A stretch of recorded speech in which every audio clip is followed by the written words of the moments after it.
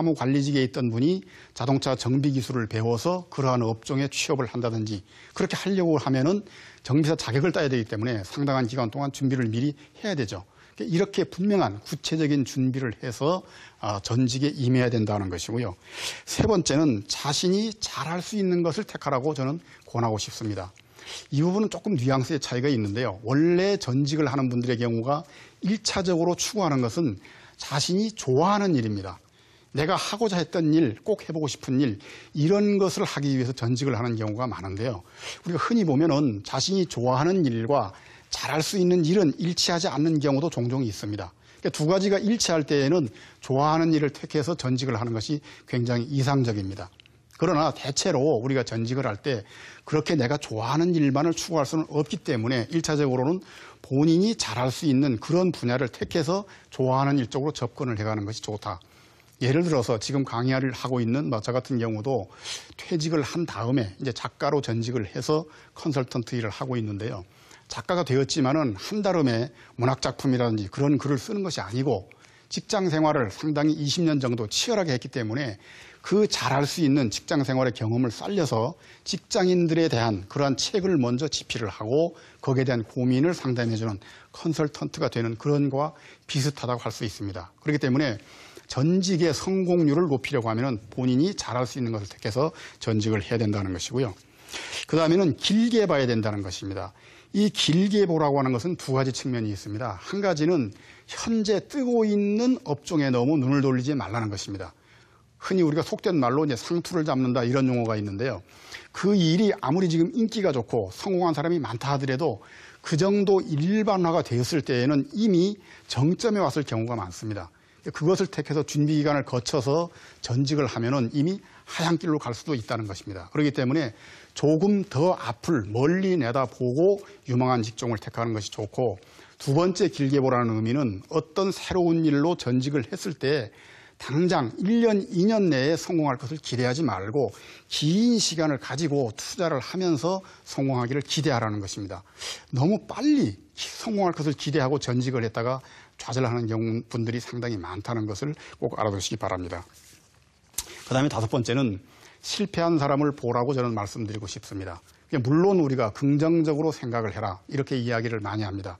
또 신념의 마력, 나는 성공할 것이다 해서 성공한 사람만을 바라다 봐라. 이것도 좋은 이야기인데 우리가 직업을 선택할 때 본인이 하던 일이 아니라 다른 일을 택해서 전직을 할 때에는 성공한 사람이 한두 사람의 케이스가 있다면 그 이면에 반대로 실패한 사람은 수십 배에 이를 수도 있다는 이 점을 간과해서는 안 됩니다. 그렇기 때문에 성공할 것이라는 그 케이스에 대해서도 열렬히 공부를 하면서 동시에 실패한 사람들, 다른 일을, 그 일을 택해서 실패한 사람들은 어떠한 미스테이크가 있었는가 하는 것을 신중하게 검토해서 전직하는 것이 좋고요. 그 다음에 여섯 번째는 늦었다고 생각할 때가 가장 빠른 때다 하는 점을 주의하라고 말씀드리고 싶습니다. 저 같은 경우에도 52세에 이제 전직을 해서 활동을 하고 있는 그런 케이스인데요. 전직을 할 때 가장 중요한 것은 잘할 수 있는, 좋아할 수 있는 일을 택하는 것도 중요하지만은 의지가 가장 중요합니다. 열망이 가장 중요합니다. 그러니까 간절한 소망은 반드시 이루어진다는 그런 생각을 가지고 전직을 해야 됩니다. 나이 때문에 또는 내가 이 나이에 과연 될 것인가 이런 생각을 가지고 위축된 자세로 전직을 하게 되면 실패할 확률이 상당히 높다는 것입니다. 그 다음에 일곱 번째는 전직에 있어서는 정답은 없다는 사실을 꼭 알아야 됩니다. 우리가 전직을 하시려고 하는 분들을 보면은 여러분들, 많은 분들, 그러니까 주변에 전직을 해서 성공한 분들 또는 전직을 권유하는 책자들 이런 것들을 많이 읽고 경험담을 많이 들으려고 하는 경우를 봅니다. 물론 신중하고 상당히 좋은 자세입니다. 그러나 그분들이 하는 이야기, 경험자가 하는 이야기 또는 책에 나오는 이야기가 그것이 곧 정답은 아니라는 겁니다. 모든 경우는 전직의 성공 여부는 케이스 바이 케이스입니다. 그러니까 중요한 것은 나에게 달려있지 외부에 정답이 있는 것은 아니다. 이것을 하면 반드시 이렇게 된다 하는 정답을 찾고 전직을 하려고 하면 굉장히 어려울 뿐만 아니라 그러한 전직은 실패할 확률이 높다 하는 것을 알아두시기 바라고요. 이제 오늘 말씀드린 본론인 이직이든 이렇게 일을 바꿔서 가는 전직이든 재취업을 해서 새로운 직장으로 갔을 때 거기에 어떻게 하면은 무사히 정착해서 성공할 수 있는가 하는 부분에 대해서 말씀을 드리겠습니다. 이 부분에서 저는 7가지의 원칙을 제시하는데요. 가장 중요한 첫 번째 원칙은 새로운 직장에 들어갔을 때, 재취업을 해서 들어갔을 때 그곳에 있는 텃세를 인정하라는 것입니다. 그러니까 많은 분들이 직장을 옮겨서 재취업을 해서 들어갔을 때에 여러 가지 업무적인 것들, 이러한 부분에도 애로를 느끼는 경우가 있지만 가장 많이 애로를 느끼는 것이 뭐냐면은 인간관계입니다. 그러니까 인간관계에서 기존에 있는 직원들이 나에 대해 가지고 텃세를 부린다. 이런 이야기를 상당히 많이 합니다.